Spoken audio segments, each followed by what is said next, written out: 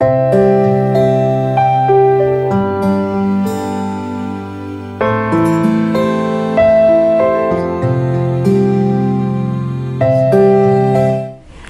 friends, welcome to Pebbles.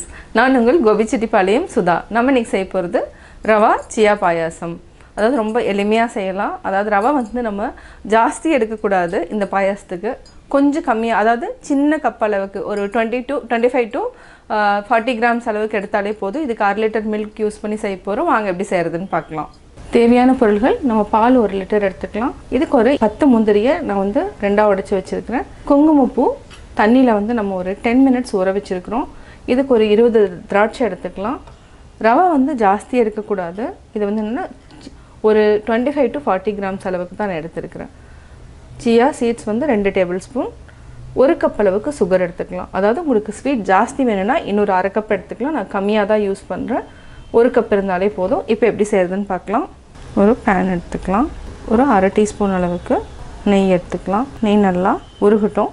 இப்போ நெய் நல்லா உருகிடுச்சு. முந்திரியை கோல்டன் ப்ரௌன் வர வரைக்கும் நம்ம ஃப்ரை பண்ணிக்கலாம். இப்போ நம்ம திராட்சையும் போட்டு நல்லா உப்பி வந்ததுக்கப்புறம் தனியாக எடுத்து வச்சுக்கலாம். இப்போ திராட்சை கொஞ்சம் பலூன் மாதிரி உப்பி வருது. இந்த ஸ்டேஜில் நம்ம எடுத்து தனியாக எடுத்து வச்சுக்கலாம். அதே கடாயில் நம்ம ரவை வந்து வறுத்துக்கலாம். இது வந்து நல்லா ரோஸ்ட் பண்ணிடணும்.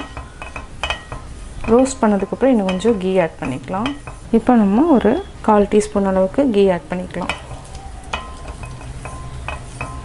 ரவை நல்லா கோல்டன் ப்ரௌன் ஆகிடுச்சு. இப்போ நம்ம 2 கப் அளவுக்கு தண்ணி விட்டுக்கலாம். எந்த கப்பில் நம்ம போட்டோமோ அதில் 2 கப். நல்லா வேகணும். சிம்மில் வச்சுட்டு நல்லா வேக வச்சுக்கலாம். ஹை ஃப்ளேமில் வைக்க வேண்டாம்.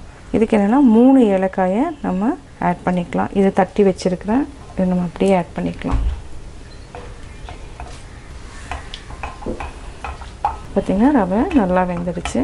இப்போ நம்ம பால் ஆட் பண்ணிக்கலாம். இது ஃபுல் க்ரீம் மில்க்கு. இதை நல்லா சுண்டணும். அதாவது மினிமம் ஒரு 50 to 100 ml வரைக்கும் நல்லா சுண்டுனா அந்த டேஸ்ட் வந்து நல்லாயிருக்கும். இது நல்லா கொதித்து சுண்டினதுக்கப்புறம் நம்ம சியா சீட்ஸும் சுகர் ஆட் பண்ணிக்கலாம். இது பச்சை கற்பூரம் கொஞ்சமாக நம்ம ஆட் பண்ணிக்கலாம். இந்த பச்சை கற்பூரம் ஆட் பண்ணுற டைம் என்னென்னா நெய்வேத்தியத்துக்கும் நம்ம யூஸ் பண்ணிக்கலாம். டேஸ்ட்டும் நல்லாயிருக்கும். இப்போ நம்ம சியா சீட்ஸ் ஆட் பண்ணிக்கலாம். இது ரொம்ப நல்லது, உடம்புக்கு குளிர்ச்சி. இது இல்லைன்னா சிரோஞ்சி, அதுவும் நம்ம ஆட் பண்ணிக்கலாம். குங்குமப்பூவை நம்ம வந்து தண்ணியில் ஊற வச்சுருக்கிறோம். இதுவும் ஆட் பண்ணிக்கலாம். அடுத்தது சர்க்கரை. நல்லா மிக்ஸ் பண்ணி விடுங்க. 1 நிமிஷம் வரைக்கும் நல்லா கொதிச்சாலே போதும். இது கொஞ்சம் கொஞ்சமாக கலர் மாற ஆரம்பிக்கும். லைட் எல்லோ ஷேடில் வர ஆரம்பிக்கும். இப்போ நம்ம ஆஃப் பண்ணிக்கலாம். இது வந்து கரெக்டாக இருக்கும். இப்போ நம்ம வேறு பாத்திரத்தில் மாற்றிக்கலாம். இப்போ நம்ம திராட்சை முந்திரி ஆட் பண்ணிக்கலாம். சுவையான ரவா சியா பாயாசம் ரெடி.